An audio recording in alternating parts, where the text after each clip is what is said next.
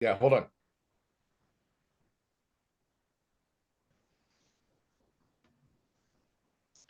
Greetings, everyone. Thank you for joining us for another episode of Cocktails and Curveballs. I'll be your host today. My name is Patrick. The way we kick off every show is a lot of our followers know we like to give up big, mad respect to all the men and women in our armed forces, past and present, home and abroad. And we'd also like to say thank you to the first responders as well. You guys do a really tough job. A lot of times nobody cares to do that job. And we do appreciate you guys being there and helping everybody else out in that manner. That being said, I want to just kind of open up the floor. There's been a lot of action this weekend. We got the trade deadline coming up. We had some great fights last night on the card. Jim, why don't you start? Let everybody know what you're drinking and what do you want to discuss first? Well, after last week and going off script a little bit and drinking that mango chile or whatever it was, yeah, it didn't go down, didn't sit well with me.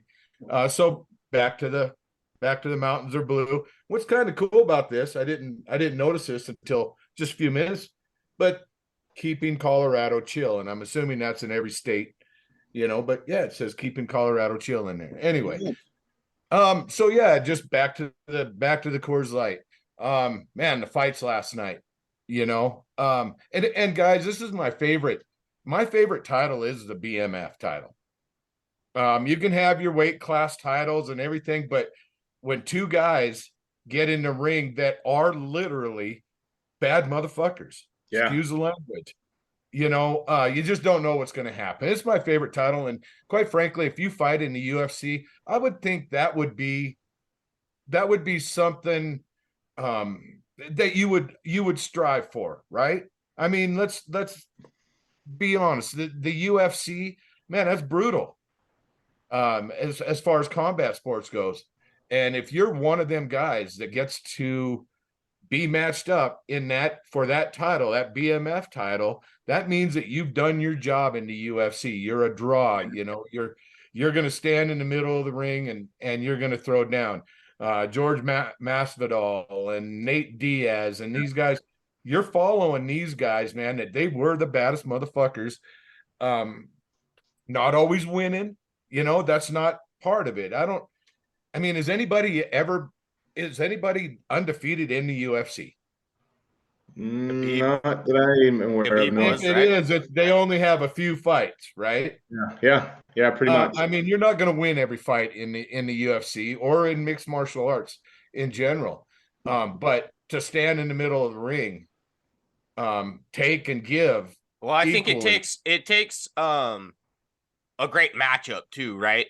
Like it takes two to tango, and I think having a fight of this magnitude that they can say is you're the BMF, you got that belt.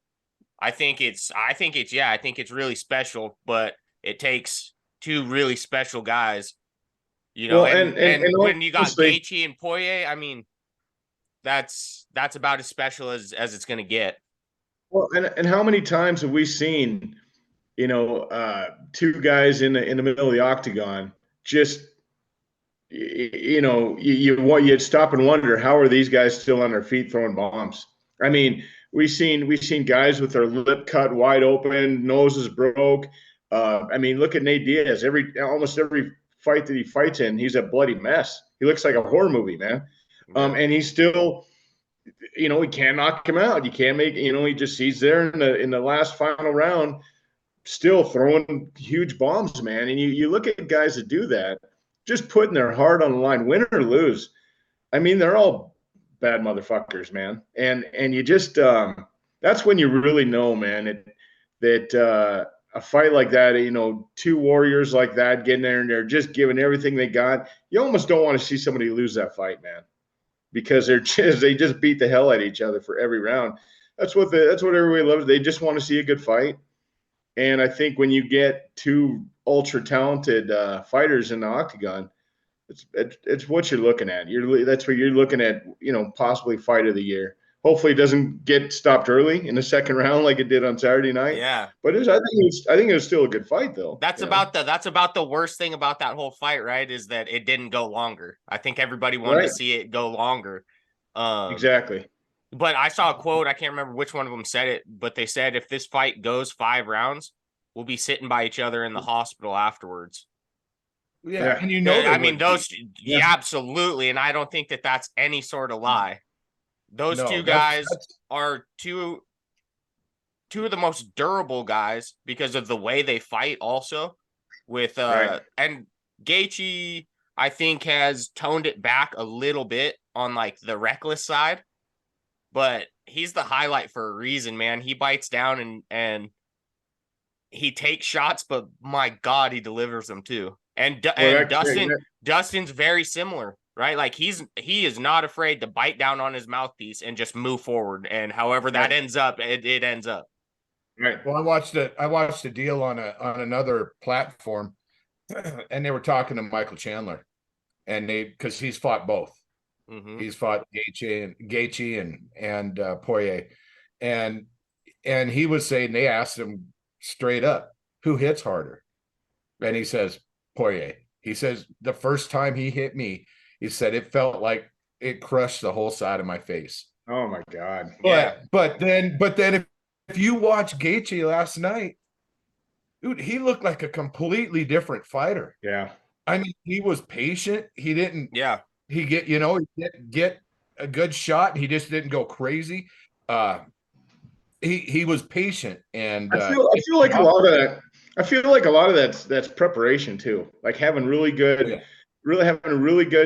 coaches, guys in your corner, come in with a really good fight plan. We've seen it the other way too. Guys come in and girls, and you just from round one, you just get the sense. Did you even prepare for this fight? Did you train for this fight? When you see someone like Gaethje come in and do what he did, just precise, patient, waiting for his opportunity, man. Could that be a little bit of age too? Gaethje getting a little bit older, a little patient. Hey, maybe doesn't want to go in there and just get beat. I mean, maybe. I don't know. And that kick that he knocked out Dustin with, good God, man. Nasty. Good God. I mean, just perfectly placed. Unbelievable. And what's kind of cool about like the BMF thing too is that like those two, it wasn't an actual weight class title fight, but I've been looking forward to this fight particularly since it got announced, basically. I think the card as a whole was one of the better cards that they've had all year, that they've had in a while. There's so many guys on the UFC and girls on the UFC roster that I don't know that some of these events get so watered down. And when you start to see some of these fights that you saw last night, from the early prelims to the last fight of the night, the whole thing, it was a great card. Yeah, it was a really good card. And if they could put that product out there more, I mean, I get that, like, there's, I don't even know what, 15, 20 guys or girls in each weight class. Because there's the top 10, easy, right? There's the top 10, and then there's a bunch of unranked guys and girls. Yeah, it's kind of a shame, right? Because you have to get your shot sooner or later. But some of these cards, when they have these big names and like these fights that you want to see, I mean, I don't know. It gets me way more excited than a lot of these other events. What are you drinking today, Ty? I got a little smorgasbord going here. Don't ask me to say that one again. I got some Stones, a couple Twisted Teas sitting here. So, I'll be mixing it up a little bit. I'm trying something new. Jim turned me on. What did you drink? You were drinking like a spicy mango or spicy chili? Mango chili. Okay, so I saw that one, but I didn't want to get that one because you'd already kind of previewed that. So I went with the Modelo Chelada Pina Picante. And I got to be honest with you, I think this is going to be a staple in my fridge, man. This is some good shit right here. Orale, Holmes. You know what? that I had last week, it tasted fine. It tasted really good. It just didn't Yes. sit well. Really tasty. Yep. Very good. It just didn't sit well. But hey, on that same UFC thing, is Derrick Lewis the most entertaining Oh, my God, dude. guy He in the is. UFC? Oh my God, I love that guy. And, He is something else. Takes his pants off, and they ask him, "All right, so why you take your pants off?" Well, my balls was hot. Yeah, Jesus, because that's I mean, might that's as a well be thing he honest did. about Like, it. yeah, that's a thing he did. Like, that's what I think, like, blew Derrick Lewis up in more of like his in online presence or whatever a following. It was the whole "my balls is hot" thing, Yeah.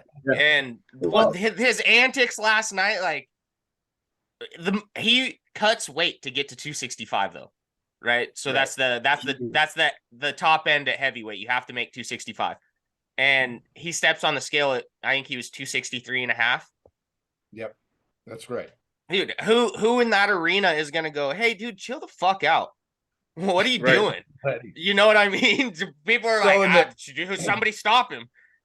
In the press conference last night, I don't know if you guys saw this or anybody at home saw this, but in the press conference last night, a reporter asked him, "So, how's the beef with Daniel Cormier going?"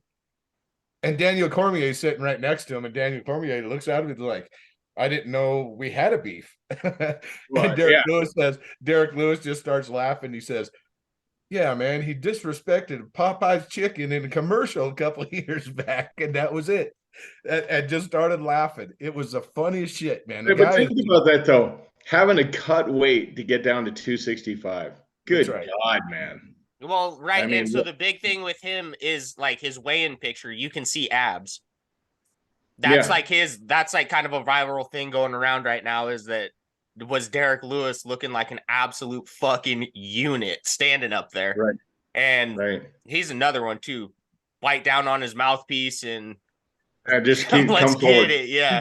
Did you see him come out last night? It's a good thing he ended that when he did, because I don't know how much longer he would have went. But he comes out with a flying knee, just hospital style, Gatorade style.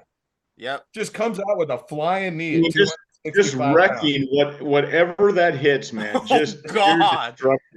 Dude, if he'd have missed, and he would have went through the fence probably like that. Yeah, dude, athletic. Or like, just imagine, freak. just imagine taking that to the jaw, man. That would be just. I don't know if you'd ever fight again. Knock him down. I mean, whether it was pure momentum or whatever, he knocked the other guy down. Fucking steamrolled him.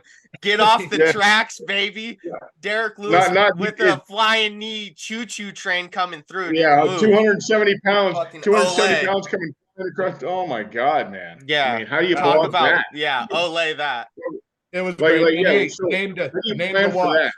Name to watch. Sergey Kapilov. He fought in the prelims last night. Yeah. That kid threw a roundhouse kick, landed it, knocked the other guy out, and it was so quick, it was lightning. Just wham, fight over. Jesus. Like, holy shit.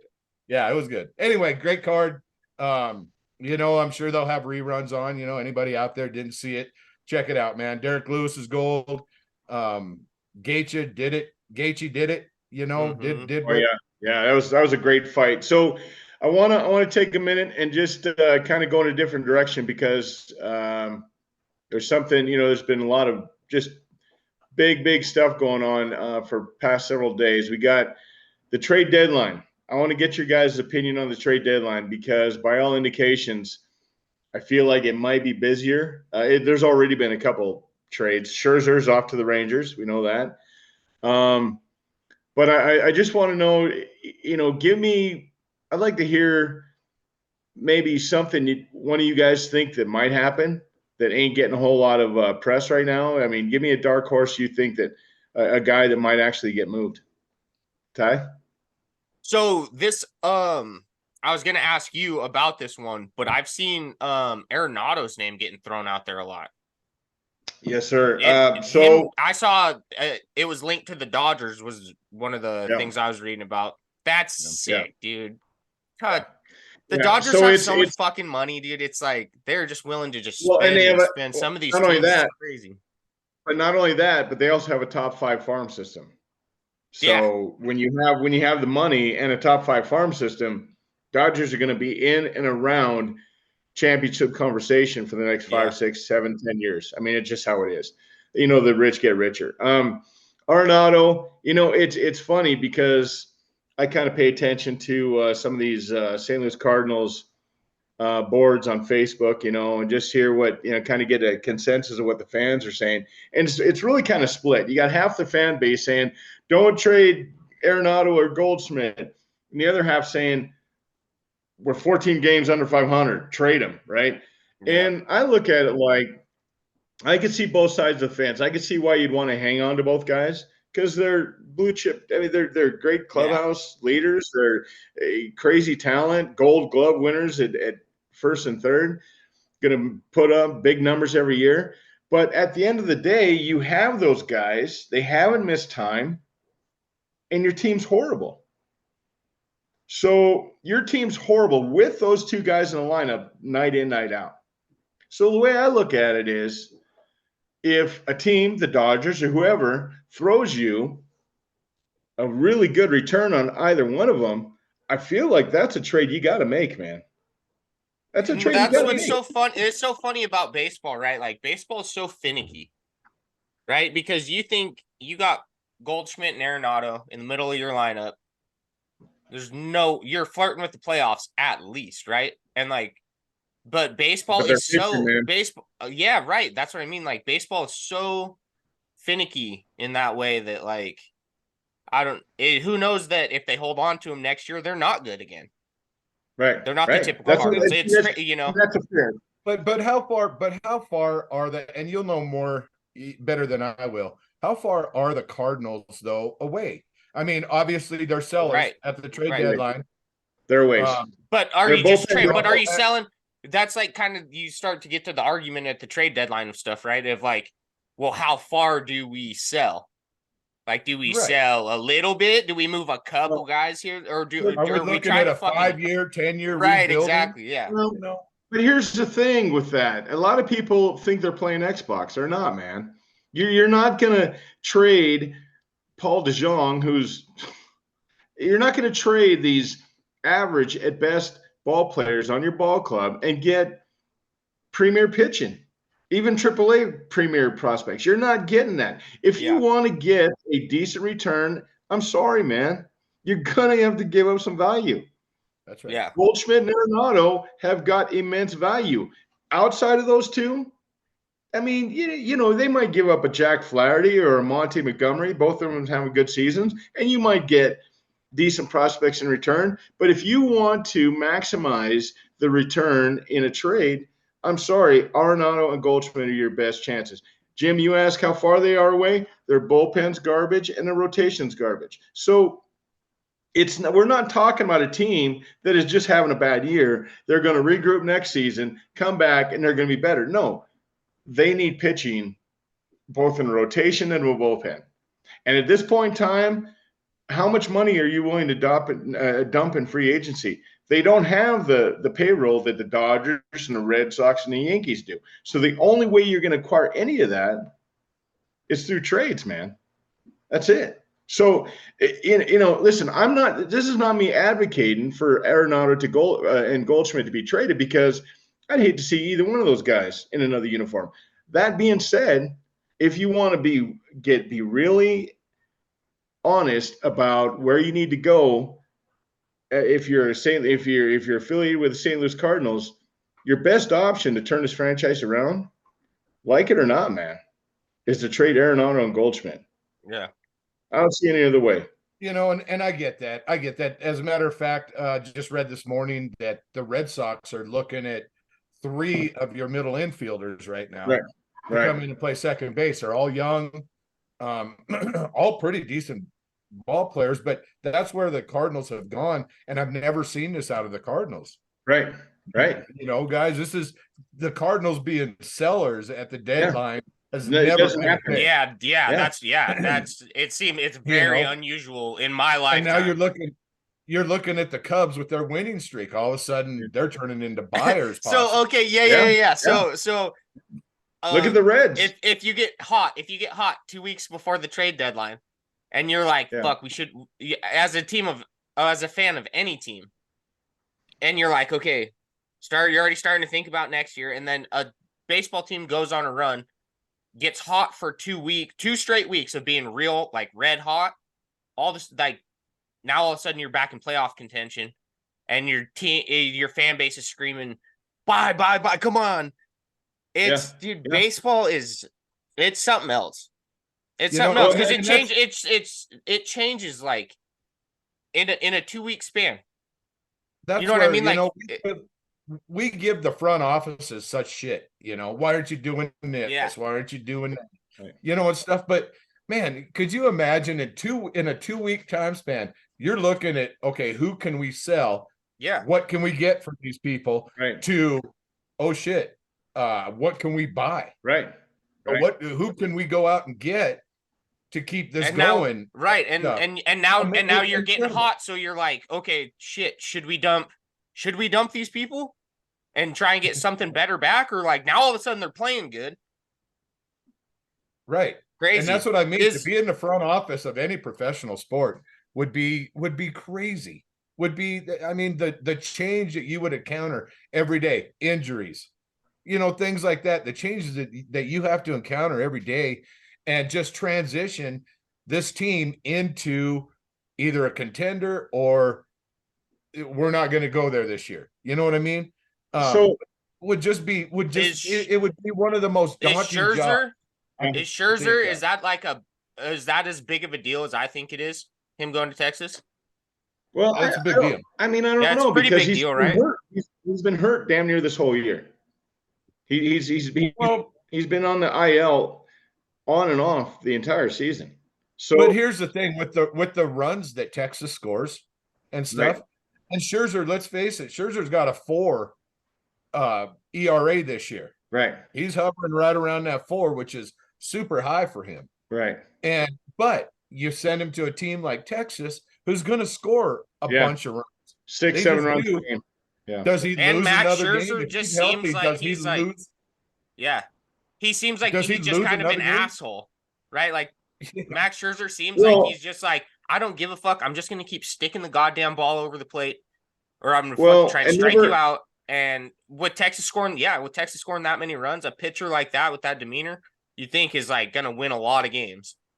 Well, never underestimate, man. See, this is something else too. We see it every season, and it's become completely normal. It's not even worth discussing on most occasions. But never underestimate the value of a guy that's having a ho-hum year for good talent, but he's having a ho-hum year for one team, goes to another team, and it just fucking lights out. Well, that's change the beauty. Scenery, that's man. Right. That's the other side. The value of change of scenery. You know what? Nobody should be shocked if Scherzer goes to, like you said, Jim, goes to Texas and fucking pitches to the tune of a 1.87 ERA the rest of the season. Right. Nobody should be shocked, man. I mean, it's not like he doesn't have the talent to do it. And now that he's got some run support, now that he's going to a team that can throw up a 5-spot first inning, how much easier is it to pitch with a 5-run lead than in the 5th inning, 0-0, your team's got 2 hits? Dude, that's a big difference. Well, you can start strikes and going after hitters. I mean, especially a guy like Scherzer, by the way. Right. But check this out. So in a short series, now you've got Scherzer, Uvalde down there, who's pitching lights out this year. Thanks for that, by the way, Nate. Appreciate that. Nathan Uvalde, leave Boston, and now you're just lights out for Texas. Yeah, change of scenery. That change of scenery thing, Yep. But in a short series, you've got those two. Shit, you could be down 0-2. And with the runs Texas scores, going back to that, you'd be down 0-2 before you even know what happened. This is looking ahead a little bit, but DeGrom's going to come back and pitch for them not this year. Right. But you roll those 3 out in a short series, and Corey Seager Corey Seager's like, he's fucking good. Marcus Semien is like pretty fucking good. And now they've got Semien. Yeah, they've got guys up and down that lineup. And the beauty of that team is it doesn't matter. Like if there is another out that they have on the board, they're never out of it, man. No. Yeah. I mean, that is a team that can you blink your eyes and they just hung three on you. I mean, they put runs up so fast before you even know it.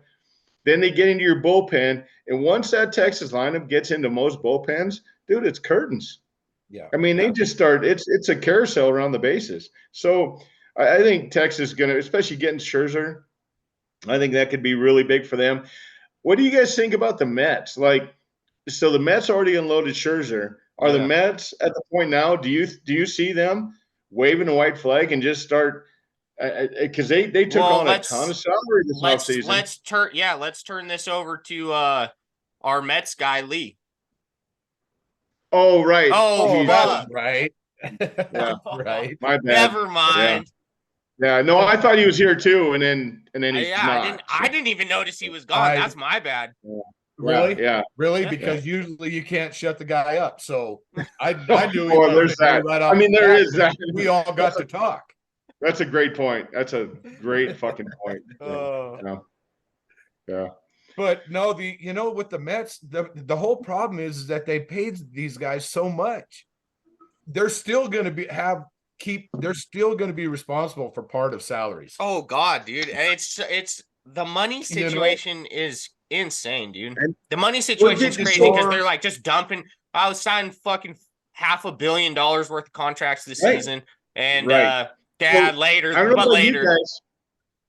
know about you guys, but I've been expecting, like, all year long up until now, like you're like, okay, well, maybe it's not going to happen. But the whole year I've been expecting the Mets to throw up like an 18 game winning streak. I mean, I'm like, okay, this team's got way too much talent.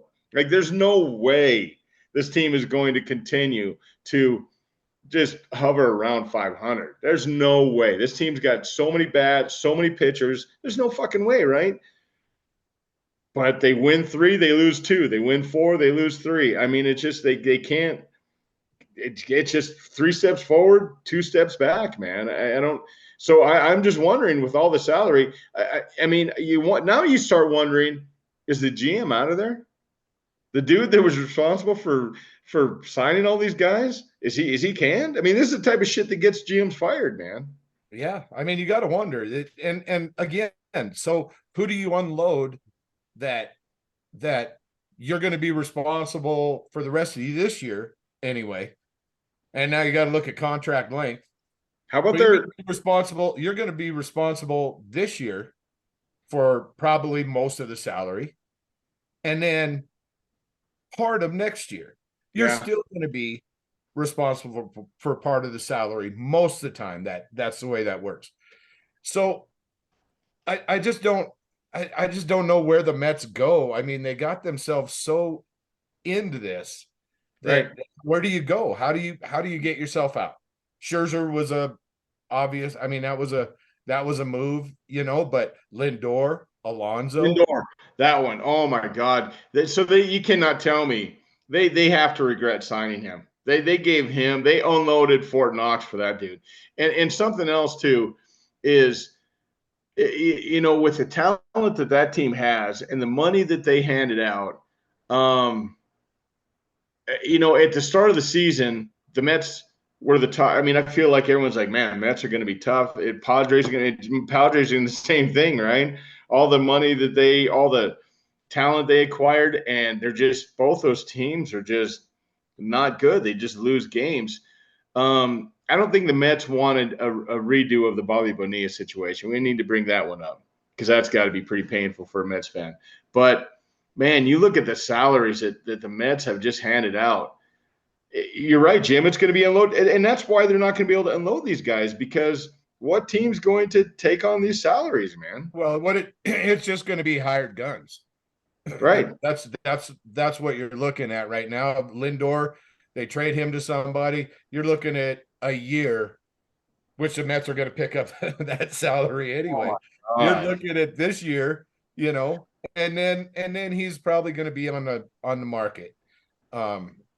Again, this contract following him around. Right. And he was so good, too. He was so good When he came to You know what? he was so Check his good. numbers. Somebody check his numbers. I think he's having a pretty good season. I think he's right up around 20 bombs right now. But he isn't. I thought last time I checked, We'll get our he's best like, team on it.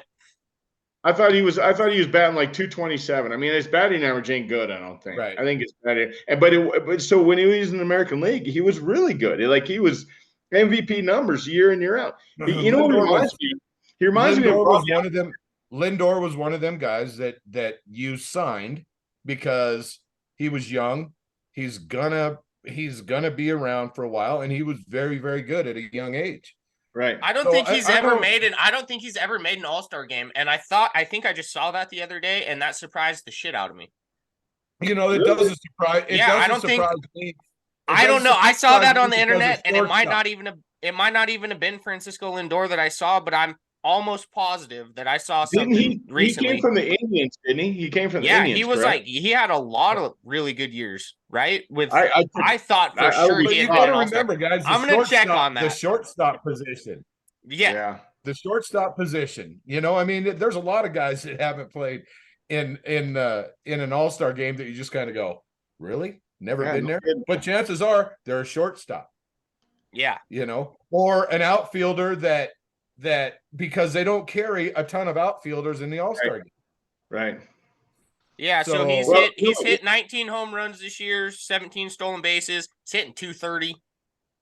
Yeah, so I thought 227, but yeah, 230, which ain't great by any metric. No. You know what it reminds me of? It reminds me of the Robbie Alomar situation. Do you remember? People may not remember. I think you probably do, Jim. But when the Mets got Robbie Alomar, he was all world in the American League. He was an MVP candidate in the American League. He came over to the Mets and took the biggest shit in the world. Barely hit the Mendoza line. He was horrible, man. Mo Vaughn, same thing. They got Mo Vaughn, who just hit like 40-some bombs a year before, comes over to the Mets, ends up getting sat down. He loses his starting. I mean, Bobby Valentine, I felt bad for that guy because he ended up getting fired after that season. But he had like 3 guys come over that were all world and just stunk it up, man. It's like, how do you pin that on the manager, man, when you're getting an MVP candidate comes over and can't hit his fucking weight? I don't. Real quick, I'm sorry because this is retarded. God damn it. This is I'm just not very smart. Lindor has been an All-Star plenty of times. I say for the Indians, I know I was gonna say I could have sworn he made the All-Star game in Cleveland. Yeah, he did it like I don't 4 think straight times. Yeah, maybe it was just in the NL. I don't know. That was silly. He didn't believe everything you read on the internet. He hasn't. Right, I'm almost positive he hasn't made it for the Mets. No, I don't think he has because I don't think he's been good for the Mets. I'm looking it up now. I just looked it up. Yeah. I wish I'd have looked it up before I said what I said. Yeah. No, and in the National League, as far as shortstops go, you got Crawford in San Francisco. I mean, you've got some good guys there in the National League. So he's got to have a Lindor season to be an All-Star in the National League. Right. Yeah, he's got a possible MVP candidate, and he's just. I just feel like the Mets have not got return on their investment, and you could say that really with everybody they've signed. It does seem to be a culture issue almost. It seems it really does, man. Go to New York and just kind of like, oh, it's the Mets, it's not the Yankees. I don't know. They get the money. It's just like they get the money. It's like, hey, I'm good. Yeah. Hey, how big of a swing? How big of a swing is the Big 12 getting Colorado? Have you seen that? That I just because of Dion and that whole. I mean, yeah. I think like they're hoping, right? They're hoping that turns into like a really, really good deal for the Big 12. Well, for the Big 12, but I think Colorado, it ends up being a lot bigger deal for them because of the network.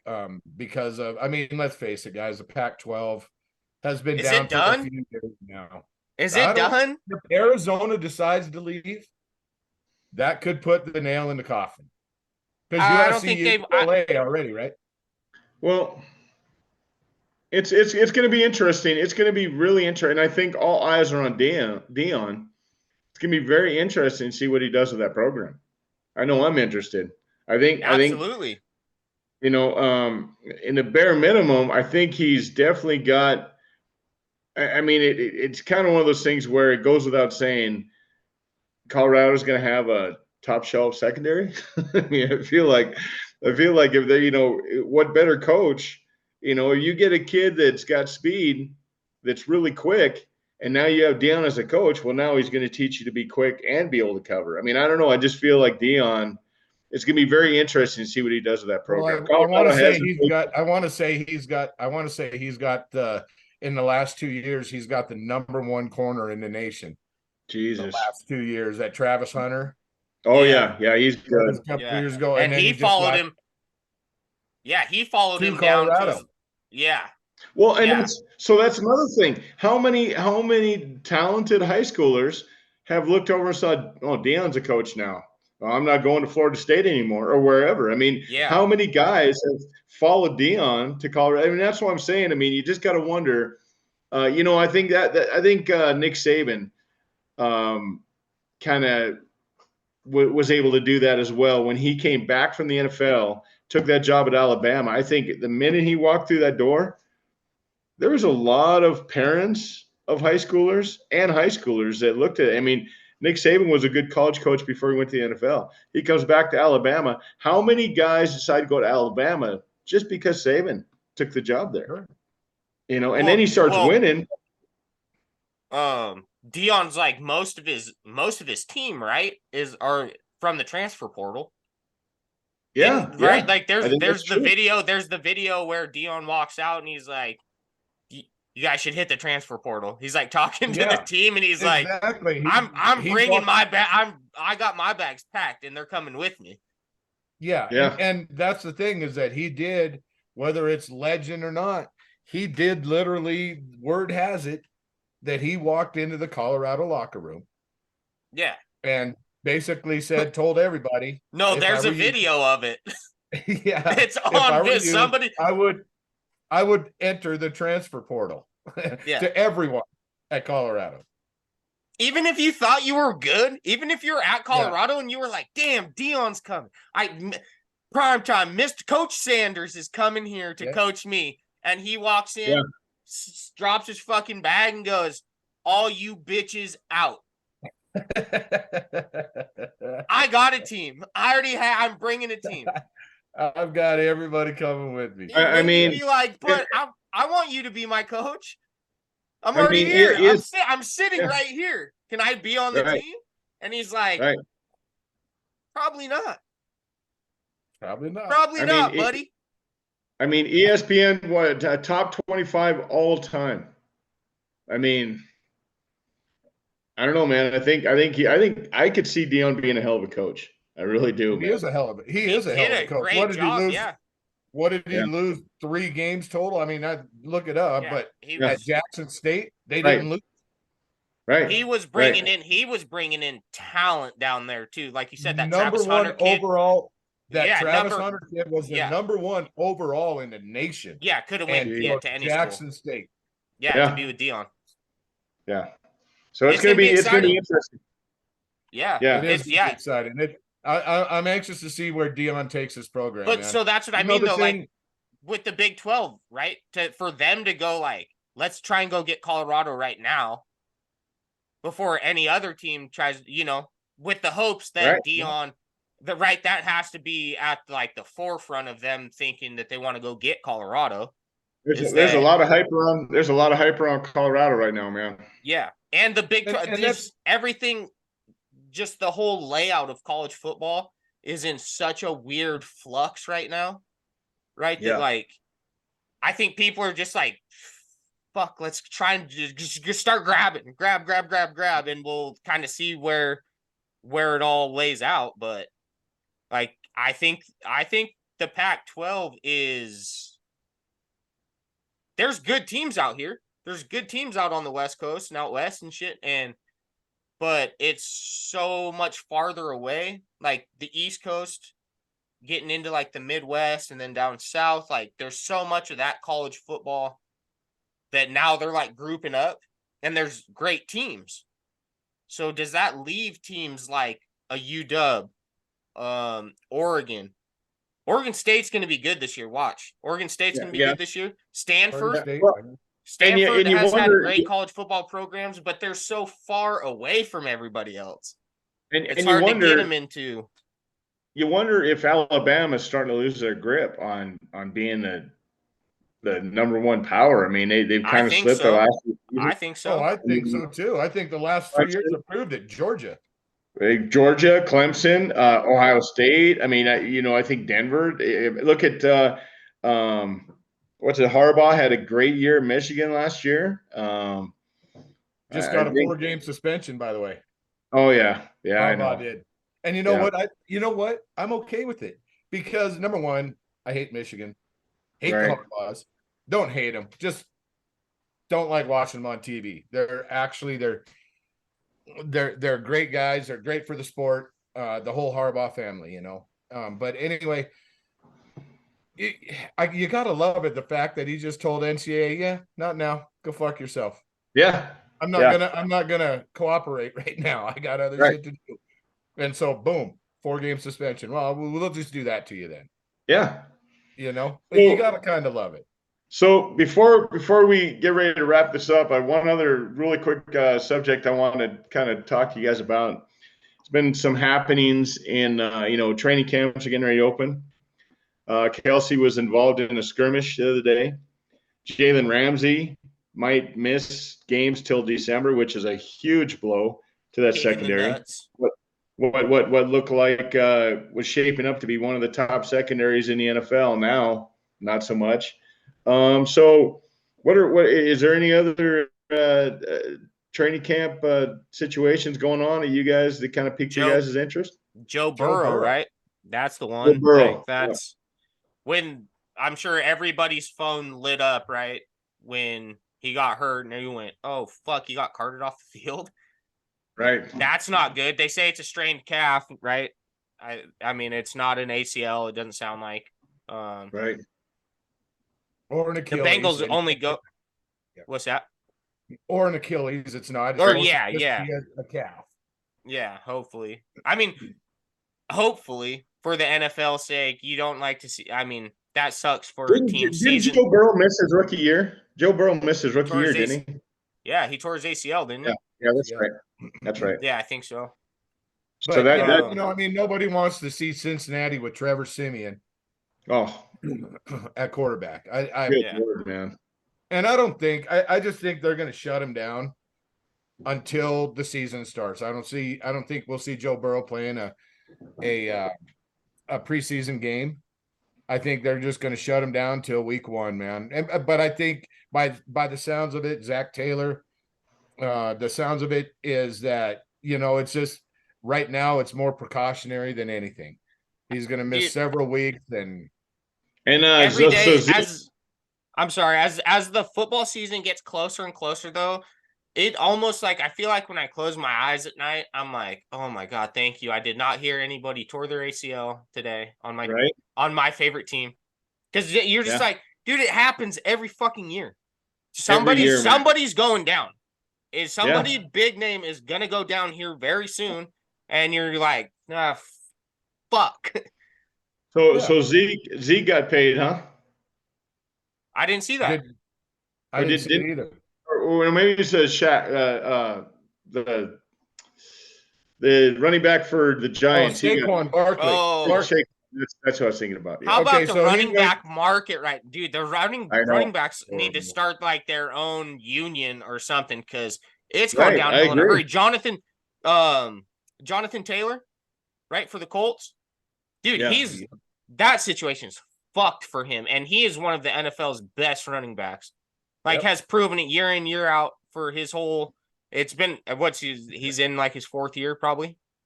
I think 3rd or 4th, yeah. Yeah, and he lights the NFL up. And Jim Irsay's wild. That dude is off the rails. Jim Irsay's crazy. But this all took such a quick turn with running backs. I mean, granted, it hasn't been a favorable last several years for running backs, but this year it really just went over a fucking cliff, man. Yeah, like I can't. It's absolutely insane how quickly teams just said, not interested. Well, and then everybody's jumping on board. It doesn't matter if you have a top 3 running back in the NFL or not. Everybody's jumping on board because, hey, that's a payroll that we don't have to make. Right. Right. You know, that's a $20 million a year deal that we don't have to deal with. So let's just jump on board with this. And it's bullshit. It's Jonathan Taylor for Jim Irsay just to say, you know, hey, we're not trading him. There are no negotiations. If you don't like it, he can sit. Jesus. Jim Irsay's crazy. Taylor, I'm like, okay, I get Jim Irsay's a wild man and he's unconventional and this and that, but that's a fucking asshole move. Yeah, I think we just it's okay if you think that because like you're the boss. You don't have to tell the world. Well, you don't have. Sometimes you can just not say it. Yeah, well, and he always says whatever it is. Jim Irsay always says it. You know what? Fuck, guy. It's the same concept. It's the same concept as a baseball manager calling one of his players out via the press. Yeah, man, keep that shit in the clubhouse. And not only that, but especially if this kid that you just called out has any talent whatsoever, what do you think you just did to his relationship with you? Oh yeah, he's right. That Jonathan Taylor, like. That's, I think, damage beyond repair. Oh, Jesus.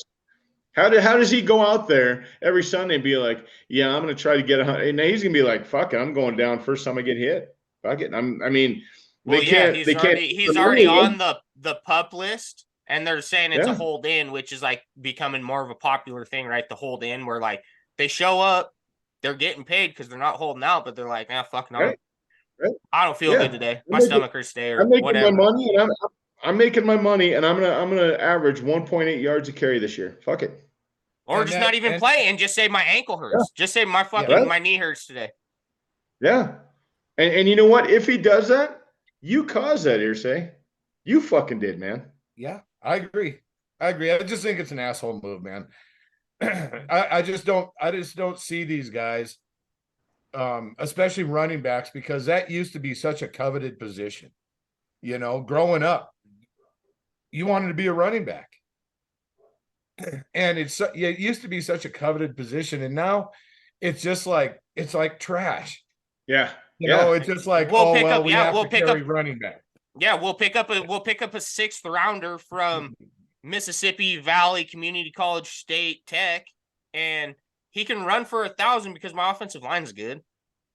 Because we're protecting our quarterback that we paid $60 million to this year. So we got to protect him. So our offensive line's good. We just need somebody that we can turn around that runs a 4.3, and which is crazy, right? Because that's like you fucking walk down the road and somebody's running a 4.3. I look out my window right now and there's a kid. He might have just ran a 4.3. I don't know. It's not that crazy anymore. You're like you're just there's so many good athletes, I think, out there in the world now that they're like, I can throw a pitch to that guy. He's fast as fuck. And if I get the right people out in front of him, what does it matter if it's him or if it's somebody I'm paying $20 million to? Why would I not bring this guy up from the practice squad? That you know, unless it's Christian McCaffrey, Derrick Henry, Jonathan Taylor. That's what I mean. Jonathan, unless it's these top 10, top 15 guys that you're like, no, it does make a difference actually if I hand it to him or if I hand it to his backup. Absolutely. You know? So those guys I feel like should get paid. But everybody else that sucks because you're like, anybody else, you're like, well, I could just find somebody. I agree with that. I agree with that, but the consensus of the league has almost been drawn in the sand where you can see it, man. Like teams are just on the side that I will let my 6th round draft pick running back out of fucking East Louisiana State carry the rock every Sunday. I'm not paying you, man. I mean, it's just, you know, they have put so little importance on running backs now. Again, Ty, unless you've got a guy that's just amazing, but everybody else stand in line because we're not interested. I mean, It's bad, man. It really to see, and it really seems like it just went to a crazy level this off season, So where running and back just Saquon's contract is for 1 year. 1 year. 1 year. $11.1 million. He could have done franchise tag. He could have been Right. franchise tag for 10 point something million. Yeah. I mean, Yeah. he made some hundreds of thousands of dollars by signing this contract. But I don't understand, why not just play for the franchise tag and then you're done with the Giants. You're somewhere else next year. Well, Right. you can do it again. You could it seems like You can franchise twice, right? yeah. You can do it, but it's like, do the running backs see that as a win? To go, well, he signed a deal that was more than the franchise tag by not much, and it's still a 1 year deal. So I don't like, it's I don't know who wins there, the Giants or Saquon. I don't think it's a win at all, because the Giants win probably, right? Because they're like, well, okay, now you're happy now. It ain't a win for Barkley because it's still 1 year. There's no security in that. Right. But the terms of the contract is what we don't know. And something Tyler just said just kind of woke me up to this, is that maybe he signed that contract. So at the end of this year, he most definitely is. They can't franchise him. They can't do shit. Right. Because it's a 1 year deal. 1 year deal at the end of this contract term, he's a free agent. Right. And maybe that's why he did it. Maybe that's why he said, all right, fuck you guys. You're not going to franchise me twice like you can do, which would have been this year and next year. Right. You know, you're not going to do that to me. So I'm going to sign this 1 year contract, get a little bit more money. Yeah. You know, and at the end of this year, I'm done. I'm done being a Giant. Right. Yeah, maybe. I mean, that's very possible. It's right now. I feel like running backs now, man, they're kind of at the point where they got to just take what they can get, because they're not getting very much at all, man. It sucks. It's sad. It sucks. So that's going to about wrap it up for today. I do want to go into our last segment and do some curtain calls. Jim, let's start with you. You got something you want to tip your hat to? Well, I've got 2, but one real quick. Terrence Crawford, hats off, buddy. You put on a show last night and let everybody know you are the best pound for pound right now in the world, beating Errol Spence the way you did. Outclassed him the whole fight. Number 2, so for the fights last night, we were going to barbecue and thought, is there another way we can do this? So I called a local taco shop here in town, and dude, they made us 30 tacos, soft shell beef tacos, and they were so good. Not skimpy. These suckers, they were big. Big street tacos? Street tacos? No, they weren't street. They were full-size tortilla. Wow. They were full-size soft shells with all the fixings and all that. And the guy, it was less than $100 for 30 tacos. Wow, yeah. And the guy, when we got there to pick him up, told him he'd be there in an hour. We got there to pick it up, and this older gentleman says to me, give me 10 minutes. They hadn't even started making them yet. So they weren't soggy or anything. 10 minutes, by God. 10 minutes, by God. Here he come out with 2 trays of tacos, 30 tacos, all the fixings, all that stuff. So, hey, my hat's off to that. And I don't know if I can say it, if I should say it. Fuck it, I'm going to say it. Monica's Taco Shop, Monica's Taco Shed in Colorado Springs. Monica's. I've eaten in Monica's. Yeah. I'm going to tell you something. I've never had their tacos, Jim, but Monica's, for anybody who's listening, you ever in the Colorado area, go there and get a carne asada burrito. I promise you it'll be the best. The damn thing is a meal in itself. Huge. But I'm going to tell you something, man. That carne asada burrito from Monica's, easily, and I've eaten a lot of authentic Mexican restaurants, easily the best carne asada burrito I've ever had in my life. Anybody listening, hook yourself up with 1 or 4. You won't regret it. I promise you. Great place to eat, man. That's a good plug. What about you, Ty? this is like, it's a little bit of a fanboy deal, but shout out to Shohei Ohtani, man. I can't get enough of this guy. Oh, that guy, It's man. it's just we could do an episode every week and just talk about what Ohtani did that week. But the guy he's on an absolute different level right now. He's just Did you see amazing. what he just in the doubleheader the other day? Yeah. Oh yeah. Yeah. What he did? Yeah. Dude, the guy, he's out of this world. Yeah. On the mound. Whoever gets him next season, I mean, they're gonna have to back a Brinks truck up to his house. But my God, dude, if he's anything close for the next 10 years, if he's anywhere in the stratosphere of what he's doing to the game of baseball right now, dude, it's going to be worth every penny. I agree with that. And 600,000 or 500, 600 million. It's got to be. I mean, I would say at least that. And you know, one really quick note on that, Ty. I think Anaheim made a huge mistake by not, or if they don't, because they still got the deadline. If they don't trade him, I think they're going to make a gargantuan mistake because, one, I don't know how they afford him because I don't think they're going to, especially on the heels of giving Trout what they gave Trout. Okay, that's one. I don't think they'll be able to afford him. Number two, he's not going to take a hometown discount or however you want to spin that. He's not going to. He's going to go to the highest bidder, and it's not going to be Anaheim. So now you're going to lose out on him for nothing. So they, in my opinion, they absolutely should trade to Shohei. I think he seems to me to be like the kind of person that may not take the most money. I think he's going to go where he wants to go. What's that going to look like? I mean, okay, even not the most money. What's Anaheim going to be able to offer him? No, don't get me wrong. It's not going to be under $500 million. But I'm saying, so how can Anaheim? I don't see how they can afford. No, there's teams that are out just based off that number. But I think there's going to be a lot of teams that are like, oh my, we could do it for Ohtani. Like, dude, the Dodgers, we'll leverage.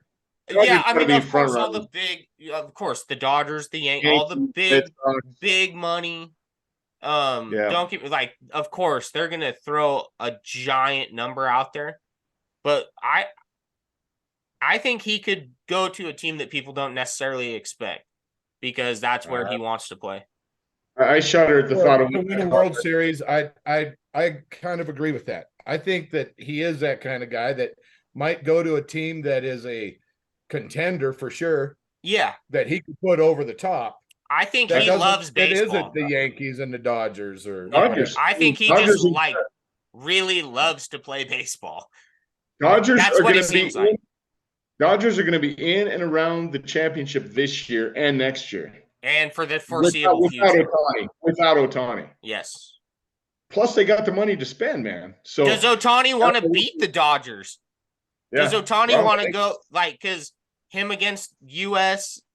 In the World Baseball? You know, we've documented how much we love that World Baseball Classic. He seems to me like he's the kind of guy that wants to go like, fuck the Dodgers. I'm gonna go to the Rangers. I'm gonna go to the Rangers, and we're gonna fucking beat the Dodgers. You know, or whoever. Rangers don't have the payroll. They don't. They do not have the payroll to afford him. They absolutely do not. I wouldn't think so, but you know what I mean, though. Like, I think he's just built. The good dude's built different. I know, like, but it's gonna be. He's incredible. He's incredible. Yeah. This offseason is going to be very interesting for no other reason because it's going to be fascinating to see where Ohtani goes. It's going to be the Shohei sweepstakes. Yeah, it's going to be a situation to monitor. Absolutely. So my curtain call goes to in a world that we've touched on this before, but I want to give a legitimate textbook shout out to all of the athletes, both college and professional. Soccer teams, all across all levels. It's become cliche anymore to kneel during the national anthem. It happens all the time. Nobody even bats an eye about it because it's become so normalized. So my shout out, my curtain call goes to all the athletes, even if there's only 2 of them on every single team, which generally speaking, that's typically how it seems anymore, that continue to stand up, put their hand over their heart, and honor the American flag and the national anthem. In a world where it's almost become expected and normalized and so perfectly okay to kneel during the anthem, which, to be clear, helps honor the fallen men and women that helped give you the freedoms to play that game anyways, okay? Let's just set the score straight. I love the fact that there's still these individuals that have absolutely no problem standing up and honoring the national anthem when it's being sung. And honestly, if I'm a head coach on any level, not one of my athletes is going to kneel. I don't know if you guys have seen that hockey coach's speech where he comes in the locker room and he said, anybody who's planning on kneeling for national anthem, you can pack your shit and get out of my locker room right now because you'll never see the ice. And I think more coaches need to be that way. The shit that they allow these athletes to kneel during an anthem, I'm not going to get on my soapbox because we're not that kind of show, but I just love the fact that there's still athletes that are willing to honor the national anthem when it's being sung. So that's our show today, fellas. I think we had a good show. Anybody else that has a comment or you want to make us aware of something, correct us on some of our facts that we throw around the show, feel free to get a hold of us. We're on Cocktails and Curveballs on Instagram. You can catch us at Cocktails and Curveballs on YouTube. And we also have Cocktails and Curveballs at Gmail. So feel free to leave us a comment. We always respond to the people leaving us comments and our followers. So everybody else, enjoy the rest of your day. And thanks for joining us here on Cocktails and Curveballs. Cheers. Cheers. Cheers.